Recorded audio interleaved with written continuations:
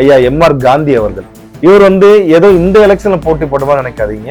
இவர் கிட்டத்தட்ட பாத்தீங்கன்னா இதுக்கு முன்னாடி நடந்த 2016 எலெக்ஷன்லயும் அதுக்கு முன்னாடி 1989லயும் இவர் போட்டிட்டு இருக்காரு.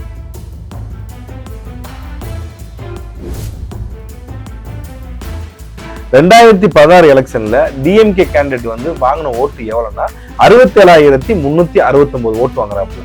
ஆனா அதே இதுல பிஜேபி சார்பாக நின்ற எம்.ஆர். காந்தி அவர்கள் பெற்ற வாக்கு எவ்வளவுனா 46,413. கன்னியாகுமரி மாவட்டத்துலதான் இந்த பிஜேபி எதிர்ப்பு அப்படின்றது பாத்தீங்கன்னா அதிகமா பேசப்படும். அங்க இருக்கக்கூடிய முன்னாள் அமைச்சர் இருக்கக்கூடிய மனோஜ் தங்கராஜ் அவர்களுடைய விமர்சனமானது நேரடியாக இந்திய பிரதமரை நேரடியாக அட்டாக் பண்ணாங்க. இந்த கரண்ட் சிட்டிங் எம்எல்ஏ இருக்கக்கூடிய ஐயா எம்.ஆர். காந்தி அவர்கள் இந்த எலெக்ஷன்ல நிக்கல.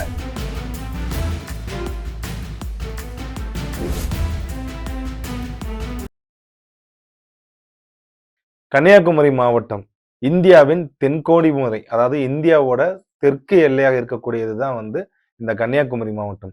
கன்னியாகுமரி மாவட்டம் வரலாற்று ரீதியாகவே தமிழர்களுக்கு உகந்த ஒரு மாவட்டமாக தான் இருக்கிறது.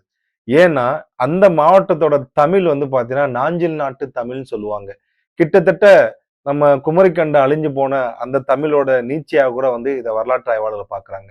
ஏன்னா மற்ற மாவட்டத்துல தூங்க போலையான்னு கேட்பாங்க. ஆனா கன்னியாகுமரி மாவட்டத்துல மட்டும் பாத்தீங்கன்னா உறங்க போகலையா, உடுப்பு அப்படின்னு சொல்லி திருக்குறளை பயன்படுத்தப்பட்ட தமிழ் சொற்களும் சங்க இலக்கியத்தில் பயன்படுத்தப்பட்ட தமிழ் சொற்களும் இன்றைக்கே அந்த மாவட்டத்துல பயன்படுத்தி கொண்டிருக்கிறாங்க.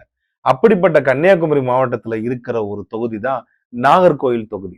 இந்த நாகர்கோயில் தொகுதியானது, இந்த நாகர்கோயில்ன்றது 1956க்கு முன்பாக மொழிவாரி மாநிலங்களை பிரிக்கிறதுக்கு முன்பாக இதை கேரளாவோட பகுதியாக தான் பார்க்கப்பட்டிருந்தாங்க. ஆனா முன்னாள் முதல்வர் காமராஜ் அவர்கள் இந்த நாகர்கோயில தமிழ்நாடோட இணைச்சிட்டாங்க. சோ அந்த அளவுக்கு பாத்தீங்கன்னா வரலாற்று முக்கியத்துவம் பெற்ற தொகுதி தான் நாகர்கோயில் தொகுதி.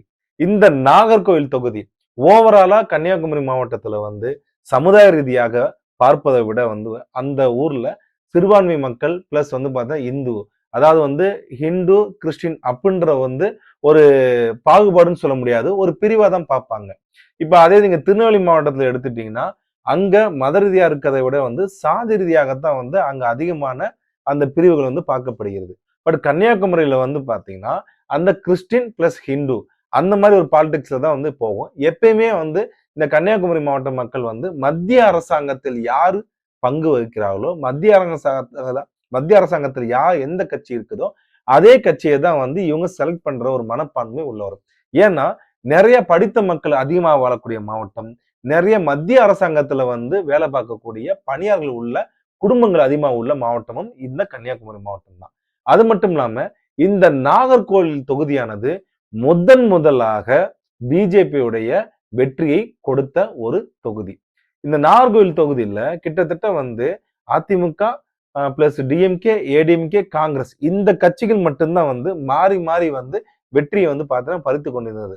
ஆனா ஆரம்ப காலகட்டத்திலே பாரதிய ஜனதா கட்சி பிஜேபி கட்சிக்கு என்று ஒரு ஓட் பேங்க் பாத்தீங்கன்னா கண்டினியூட்டி வந்துகிட்டே தான் இருந்துச்சு. ஒரு 20%, 25% அதை ஃபாலோ பண்ணிட்டு தான் வந்தாங்க. ஆனா கடைசியா பாத்தீங்கன்னா இப்ப லாஸ்டா நடந்த இந்த எலெக்ஷன்ல 2021 எலெக்ஷன்ல முதலாக பிஜேபி அந்த தொகுதியை பாத்தீங்கன்னா கைப்பற்றுது. அதாவது 2,63,449 வாக்காளர்கள் உள்ள இந்த தொகுதியில பிஜேபி பாத்தீங்கன்னா வெற்றி பெறுவது சாதாரணமா வெற்றி பெற்று வரல. அவங்க நெருப்பாட்டில் நீந்தி வந்துதான் இந்த வெற்றி கனியை பறிச்சிருக்காங்க. அதுக்கு முக்கியமான காரணம் இப்ப கரண்ட்லி சிட்டிங் எம்எல்ஏ இருக்கக்கூடிய ஐயா எம்.ஆர். காந்தி அவர்கள்.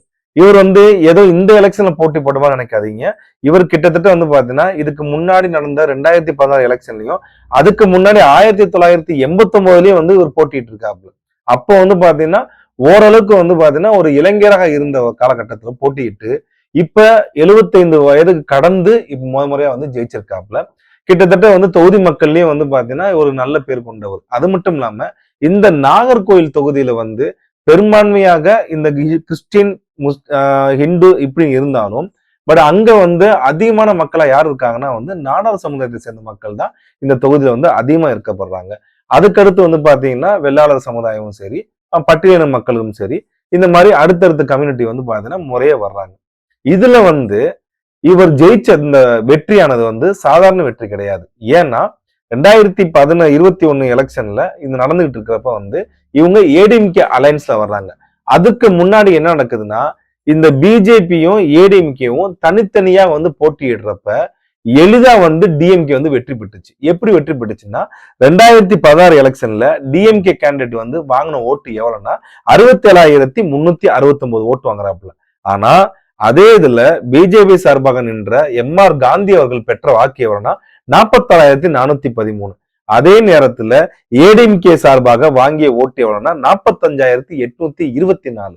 இந்த பிஜேபியும் ஏடிஎம்கேவும் தனித்தனியாக போட்டியிட்டு இருவரும் சேர்ந்து எடுத்த ஓட்டு எவ்வளவுன்னா வந்து கிட்டத்தட்ட வந்து பாத்தீங்கன்னா வந்து 90,000 ஓட்டுக்கு வந்து பாத்தீங்கன்னா அதிகமா இருக்கு. 92,237 ஓட்டு வாங்கியிருக்காங்க. அந்த டயத்துல இது சாதகமா யாருக்கு போச்சுன்னா டிஎம்கே கேண்டிடேட்டுக்கு வந்து 67,369 ஓட்டு பெற்று அவர் ஜெயிச்சிராப்ல ஈஸியா. அதன் பின்புதான் வந்து 2021 அந்த ஏடிஎம்கே அலைன்ஸ் வந்து பாத்தீங்கன்னா உருவாகிறதுக்கு மிகப்பெரிய ஒரு காரணகர்த்தாவும் வந்து ஆரம்பிச்சு. கன்னியாகுமரியில் இருக்கிற அங்க இருக்க அந்த மாவட்டத்தை சேர்ந்த பிஜேபி நிர்வாகிகளும் வந்து பாத்தீங்கன்னா இதோட பங்கு வந்து அதிகமாவே இருந்துச்சு. அதற்கு முன்பாக நடந்த எலெக்ஷன்லயே வந்து ஒரு ஃபேக்டர் நடந்திருக்கு. என்ன நடந்திருக்குன்னா 2011 கிட்டத்தட்ட வந்து ஏடிஎம்கே மிகப்பெரிய வரலாறு காணாத வெற்றியை வந்து அடைஞ்சாங்க. அந்த வெற்றி பெற்ற டயத்துல ஜெயலலிதா அவர்களின் தீவிர பிரச்சாரமும் டிஎம்கேயோட கடுமையான எதிர்ப்பு இருந்த சூழ்நிலையில கூட அந்த ஏடிஎம்கே பெற்ற வாக்குகள் என்பது வந்து பாத்தீங்கன்னா ரொம்ப அதிகமான வாக்குகள் கூட கிடையாது. கிட்டத்தட்ட வந்து பாத்தீங்கன்னா ஒரு 8,000 10,000 ஓட்டு வித்தியாசத்துல வந்து பாத்தீங்கன்னா ஜெயிக்கிறாப்ல. அந்த டயத்துலயும் வந்து பாத்தீங்கன்னா பிஜேபி சார்பாக எடுத்த ஓட் பேங்க்ன்றது 28% இருந்து 30% வரைக்கும் அவங்க எடுக்கிறாங்க. ஆக இந்த ஏடிஎம்கே பிஜேபி இந்த இரண்டு கட்சியும் தனித்தனியாக போட்டியிடும் பொழுது அது வந்து பாத்தீங்கன்னா டிஎம்கேக்கு வந்து சாதகமாக போகுது. ஆனா அலையன்ஸ்ல போறப்ப எளிதாக வந்து பாத்தீங்கன்னா அந்த வெற்றி கனியை வந்து பறிக்கிற அளவுக்கு கொண்டு போய் நிக்கிறாங்க. இப்ப என்ன பிரச்சனை இந்த தொகுதியில வந்து பாத்தீங்கன்னா இப்ப ஏடிஎம்கே அலைன்ஸ் தாங்க இருக்கு. 2021 வந்து என்ன அலைன்ஸ் இருந்துச்சோ அதே அலைன்ஸ்ல தான் வந்து 2026 சந்திக்க போறாங்க. அதுல ஒரு கேண்டிடேட் போட போறாங்க. இது என்னங்க பேசும் பொருளா இருக்க போகுது அப்படின்னு சொன்னோம்னா, இந்த கரண்ட் சிட்டிங் எம்எல்ஏ இருக்கக்கூடிய ஐயா எம்ஆர் காந்தி அவர்கள் வந்து இந்த எலெக்ஷன்ல நிக்கல. அவருக்கு வயது வந்து 75 வந்து பாத்தீங்கன்னா தாண்டி இருக்கிறதுனால அவரே வந்து நான் போட்டியிட போவதில்லை அப்படின்னு சொல்லி வந்து ஒரு முடிவெடுத்து விட்டாப்ல. ஆக பிஜேபியோட கேண்டிடேட் வந்து யாரா இருக்க போகுது, அதாவது ஏடிஎம்கே அலைன்ஸ்ல இந்த என்டிஏ கூட்டணி அலைன்ஸ்ல இந்த இடத்துல வந்து யார் நிக்க போறாங்கன்ற அந்த கேள்வி வந்து அந்த தொகுதி மக்களும் சரி கன்னியாகுமரி மாவட்டமும் சரி ரொம்ப உற்று நோக்குகிறாங்க. ஏன் உற்று நோக்குறாங்கன்னா வரலாறு ரீதியாகவே வந்து நாகர்கோவில் தொகுதின்றது வந்து இந்த பெரும்பான்மை சிறுபான்மை அப்படின்ற ஒரு பிரச்சனை போயிட்டு இருக்க டயத்துல இந்த வாட்டி பிஜேபியோட தலைமை வந்து என்ன முடிவு செய்யறாங்கன்னா ஒரு சிறுபான்மையினருக்கு வந்து இந்த சீட்டு கொடுக்கலாம், இந்த எம்எல்ஏ சீட்டு கொடுக்கலாம், நமக்கு ஏதுவா இருக்கும் அப்படின்ற மாதிரி வந்து அவங்க ஒரு பிளான் வந்து பாத்தீங்கன்னா பண்ண ஆரம்பிக்கிறாங்க. அப்ப இந்த இடத்துல வந்து கேண்டிடேட்டை வந்து யாரை போட்டா அது நல்லா இருக்கும் அப்படின்னு பாக்குறப்ப தொகுதி வாரியாகவே நேச்சுரலாக அதிகமா இருக்கக்கூடிய பெரும்பான்மை கம்யூனிட்டியா இருக்கக்கூடிய நாடார் சமுதாயத்துக்கு தான் வந்து அந்த சீட்டுன்றது வந்து மேக்சிமம் கன்ஃபார்ம் ஆயிடுச்சு. சோ கன்ஃபார்ம் ஆனாலும் அப்ப சிறுபான்மையருக்கும் கொடுக்கணும் அப்படின்றப்ப அப்ப யாருக்கு கொடுக்க போறாங்க அப்படின்னு இருக்கிறப்ப கிறிஸ்டின் நாடார், கிறிஸ்டியன்ல வந்து பாத்தீங்கன்னா சிறுபான்மையர் அங்க பார்க்கப்படுறப்போ அதே டயத்துல நாடாராக இருக்க வேண்டியதுல இந்த கிறிஸ்டின் நாடார்ல வந்து ஒருத்தரை செலக்ட் பண்ணலாம் அப்படின்ற மாதிரி ஒரு ஃபேக்டர் வந்து பாத்தீங்கன்னா ரொம்ப தீவிரமா வந்து கமலாயத்துல வந்து பேசப்படுகிறது. அதுக்கு யார் கேண்டிடேட் கரெக்டா இருக்கணும், அதாவது சிறுபான்மையராகவும் இருக்கணும், நாடாராகவும் இருக்கணும், பட் ஆனா வந்து பாத்தீங்கன்னா பிஜேபியோட கொள்கையை வந்து ஏற்றுக்கொண்ட ஒரு கேண்டிடேட்டா இருக்கணும். ரொம்ப வந்து பாத்தீங்கன்னா கட்சியில வந்து மினிமம் ஒரு 10 வருடங்களாவது வந்து அவர் வந்து வேலை பார்த்திருக்கணும். களத்துல வந்து பாத்தீங்கன்னா அதிகமா இருக்கணும். டிஎம்கே எதிர்ப்பு, ஏன்னா கன்னியாகுமரி மாவட்டத்துலதான் வந்து இந்த பிஜேபி எதிர்ப்பு அப்படின்றது வந்து பாத்தீங்கன்னா அதிகமா பேசப்படும். அங்க இருக்கக்கூடிய முன்னாள் அமைச்சர் இருக்கக்கூடிய மனோ தங்கராஜ் அவர்களுடைய விமர்சனமானது நேரடியாக வந்து இந்திய பிரதமரை நேரடியாக அட்டாக் பண்ணுவாங்க.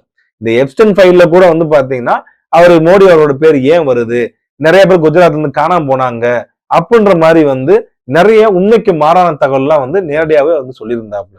ஆனா எப்ஸ்டன் ஃபைல்ல வந்து அவரோட பேர் அடிபட்டது பாலியல் குற்றத்துக்காக கிடையாது, இஸ்ரேலுடனான அந்த வெளிமாநில உறவு வந்து பாத்தீங்கன்னா எப்படி இருந்ததுதான் வந்து அதுல வந்து மென்ஷன் பண்ணிருக்காரு. ஆனா அதை வந்து பாத்தீங்கன்னா தவறாக திரித்து குஜராத்ல இருந்து போன மாதிரிலாம் பேசுறாங்க. சோ இந்த மாதிரி எதிர்ப்புகள்லாம் வந்து பாத்தீங்கன்னா ஒருத்தர் ஃபேஸ் பண்றது யார் இருக்கா அப்படின்னு பாக்குறப்ப பிஜேபியுடைய மாநில வர்த்தக அணி தலைவராக இருக்கக்கூடிய சதீஷ் ராஜா அவர்களுக்கு வந்து இந்த சீட்டோட வாய்ப்பு பிரகாசமா இருக்கு. ஏன்னா ஒரு சிறுபான்மையருக்கு அந்த இடத்த கொடுக்கணும்னு நினைக்கிறாங்க. அவர் கிறிஸ்டின் மதத்தை சேர்ந்தவர். அதே போல ஒரு நாடாராகவும் இருக்க வேண்டும். அவர் கிறிஸ்டின் நாடாக இருக்கிறார். அது மட்டும் இல்லாம பிஜேபிக்கு வந்து பாத்தீங்கன்னா 10 வருடங்களாக வந்து உழைத்திருக்க வேண்டும். அவர் கிட்டத்தட்ட 14 வருடங்களாக கட்சியில இருக்கிறார். அவர் பொன் ராதாகிருஷ்ணன் ஐயா அவர்கள் இருந்த காலத்துல இருந்து, அடுத்து வந்து பாத்தீங்கன்னா எல்முருகன் காலத்துல இருந்து, அடுத்து அண்ணாமலை அவர்கள் இருந்த காலத்துல இருந்து, தற்போது நயனா நாயர் இருந்த காலத்துல இருந்து கிட்டத்தட்ட பல மாநில தலைவர்கள் வந்து பாத்தீங்கன்னா அவர் பார்த்திருக்காப்ல. அது மட்டும் இல்லாம அவர் ஒரு தொழிலதிபராகவும் இருக்கிறார். அவருடைய அப்ரோச் வந்து பாத்தீங்கன்னா ஒரு சமுதாய ரீதியாக இல்லாமையும் ஒரு மத ரீதியாகவும் இல்லாமல் பொதுவாக எல்லா மக்களையும் வந்து தொகுதியில வந்து அரவணைச்சு போகக்கூடிய ஒரு ஆளா தான் அவர் இருக்கிறாப்ல. அது மட்டும் இல்லாம மனோ தங்கராஜ் அவர்களை வந்து கன்னியாகுமரி மாவட்டத்துல இவரை விட கடுமையாக எதிர்த்தவர்கள் யாருமே கிடையாது. நேரடியாகவே தான், அதாவது நிறைய இடத்துல இருப்பாங்க, பிஜேபியில இருந்துக்குருவாங்க, காங்கிரஸ் இருந்துக்குருவாங்க. ஆனா தன்னுடைய சொந்த சாதிக்காரராக இருந்தாங்கன்னா விமர்சனம் பண்ணவே மாட்டாங்க, கடந்து போவாங்க. ஆனா இவர் அப்படி கிடையாது. தன்னுடைய கட்சிக்காக வந்து பாத்தீங்கன்னா கொள்கையை வந்து மிகவும் பலமாக எடுத்துக்கொண்டு மனோ தங்கராஜ் அவர்கள் எப்பப்பெல்லாம் வந்து உண்மைக்கு புறமாக ஏதாவது பேசினாலோ, இல்ல திமுக கட்சி வந்து பாத்தீங்கன்னா ஏதாவது அறிவிப்பு செய்தாலோ அதில் உள்ள குறைகளை உடனே கண்டறிஞ்சு சமூக வலைதளங்கள் மூலமாகவும் களத்தின் மூலமாகவும் வந்து உடனடியாக ரியாக்ட் பண்ணக்கூடியவர் தான் வந்து இந்த சதீஷ் ராஜா அவர்கள். அது மட்டும் இல்லாம இவருக்கு இன்னொரு பிளஸ் ஒன்று இருக்கு. ஏன்னா இவருடைய மனைவி வந்து பாத்தீங்கன்னா இந்து நாடாரை சேர்ந்தவர். சோ ஹிந்து நாடார்களுடைய எதிர்ப்பு வந்து பாத்தீங்கன்னா அந்த இடத்துக்கு இருக்க போறது கிடையாது. கிறிஸ்டின் நாடார்களுடைய எதிர்ப்பு அந்த இடத்துக்கு இருக்க கிடையாது. சோ 2 பேருமே கம்பைன் ஆகிறதுனால அந்த சமுதாயத்தோட ஓட்டு வந்து பாத்தீங்கன்னா எந்த இடத்துல ஸ்பிட் ஆகாம வந்து அந்த இடத்துல இயற்கையாவே நடக்கும். அது மட்டும் இல்லாம இவர் ஒரு தொழிலதிபராக இருக்கிறாப்புல. தான் சார்ந்த சமுதாயத்துல வந்து தொழிலதிபராக இருக்கிறதுனால அதுல இருக்கிற நேர்மையும் சரி, அதுல இருக்கிற வந்து அப்ரோச்சும் வந்து பாத்தீங்கன்னா இவர் நேரடியாகவே வந்து எளிதா அப்ரோச் பண்ணக்கூடியவராக இருக்கிறார். அது மட்டும் இல்லாம இவருடைய இந்த வயது, இவர் வந்து பிலோ 40 சேர்ந்தவர் தான். அதாவது இன்றைக்கு இளம் தொழிலதிபராகவும் ஒரு மாநில அளவுல இருக்கக்கூடிய ஒரு தலைவராகவும் இந்த சிறு வயதிலே வந்து தலைவராக இருக்கிறதுனால அந்த மாவட்டத்துடைய அடுத்தடுத்த 5 ஆண்டுகள், அடுத்த 5 ஆண்டுகள் 10 ஆண்டுகள் காலம் வரைக்கும் அந்த தொகுதியிலையும் சரி மாவட்டத்திலும் சரி வழிநடத்தக்கூடிய ஒரு இளைஞராகவும் வந்து பாத்தீங்கன்னா இது இருக்கிறதுக்குண்டான வாய்ப்புகளும் அதிகம். ஏன்னா ஐயா எம்.ஆர். காந்தியுடைய வயது வந்து பாத்தீங்கன்னா 75 தாண்டி விட்டது. ஐயா பொன் ராதாகிருஷ்ணன் அவரோட வயதும் வந்து பாத்தீங்கன்னா கிட்டத்தட்ட 80 தாண்டி விட்டது. சோ அடுத்து அந்த பிஜேபிக்கு வந்து மாவட்டத்துல இந்த பெருந்தலைவர்களை வந்து ஃபாலோ பண்ணி போகக்கூடிய ஒரு இளம் தலைவர் தேவைப்படுறப்ப அதுக்குண்டான ஒரு கேண்டிடேட்டாக தான் வந்து இந்த சதீஷ் ராஜா வந்து செயல்படுறாப்புல.